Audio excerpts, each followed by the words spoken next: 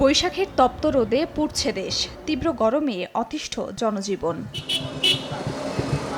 বেলা বাড়ার সঙ্গে সঙ্গে সূর্যের তাপও বাড়তে থাকে। প্রয়োজন ছাড়া অনেকেই বাইরে বের হচ্ছেন না। সকালের দিকে সড়কে অল্প সংখ্যক মানুষ দেখা গেলেও দুপুরের পর থেকে মানুষের উপস্থিতি কমে যায়। তাপে সবচেয়ে কষ্টে আছেন রিকশা চালক, দিনমজুর, নির্মাণ শ্রমিক ও ক্ষুদ্র ব্যবসায়ীরা।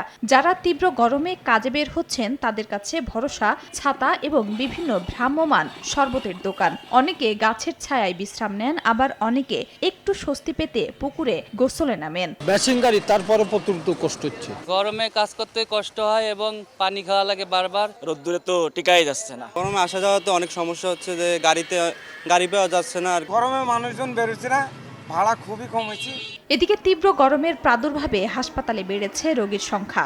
ডায়রিয়া ও নিউমোনিয়ায় বেশি ভর্তি হচ্ছে শিশু ও বৃদ্ধরা। ধারণ ক্ষমতার বেশি রোগী ভর্তি হওয়ায় মেঝেতে চলছে চিকিৎসা। 24 ঘন্টায় নওগাঁ সদর হাসপাতালে ডায়রিয়া, নিউমোনিয়ায় 70 শিশু ও চাঁপাইনবাবগঞ্জে 55 জন নতুন করে ডায়রিয়ায় আক্রান্ত হয়ে ভর্তি হয়েছেন। মেহেরপুরেও পানি শূন্যতার কারণে অসুস্থ হয়ে হাসপাতালে ভর্তি হচ্ছেন অনেকে। এই গরমে বেশি বাইরে না হওয়া, একটু ছাতি নিয়ে চলাফেরা করা অথবা একটু ছায়ার ব্যবস্থা করা, যাতে প্রচুর পরিমাণে পানি পান করতে হবে। খুলনা বিভাগ সহ 11 জেলার ওপর দিয়ে মৃদু তাপপ্রবাহ চলমান। খাদিজা স্বপ্না, সময় সংবাদ।